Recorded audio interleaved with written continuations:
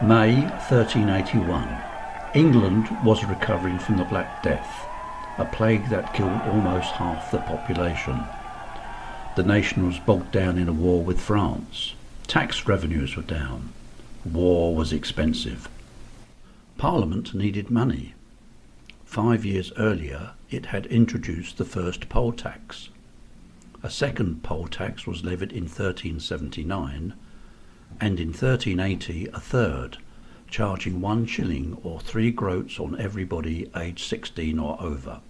This tax was a heavy burden, and there was widespread evasion. On the 30th of May 1381, Parliament sent John Bampton, an Essex JP, to Brentwood to check on the numbers of people liable to pay the tax. The JP set up court close to the Thomas à Becket chapel, but he was soon surrounded by a group of angry men led by Thomas Baker of Fobbing.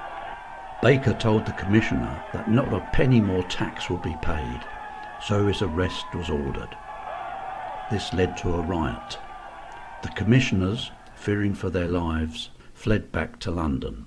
3 days later, on Whitsunday the 2nd of June, a High Court judge, Sir Robert Belknap, arrived in Brentwood to restore order. But things didn't go according to plan. Belknap was confronted by a very hostile crowd.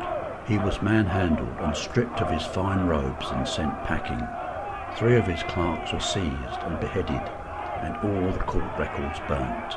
The Essex men joined rebels from Kent, who were led by one Wat Tyler, and a travelling priest called John Ball, who had just been freed from Maidstone jail.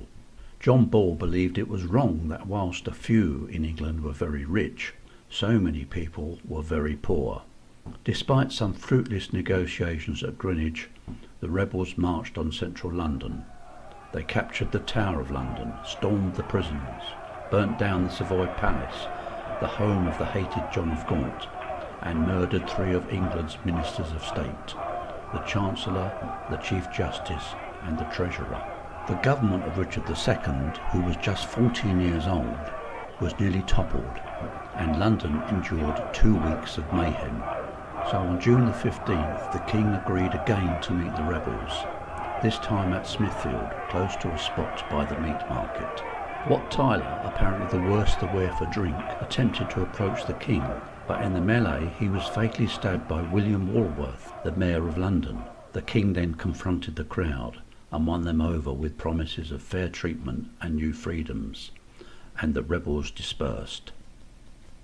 But it was now time for retribution. The King moved swiftly. In Essex, a sizable rebel group massed near Billericay was sought out and defeated by the King's forces. With the countryside secured, the royal court moved to the royal palace at Writtle, and from 1st of July until the 6th of July 1381, Writtle became the seat of government. Sir Robert Tressilian was appointed as the new Chief Justice, with express orders to punish the instigators of the revolt. 145 rebel leaders were identified. After a short trial they were executed and all their property confiscated. Thomas Baker of Fobbing was one of them. With the revolt over, the status quo returned, but there was no doubt the rebellion had rocked the establishment to its core.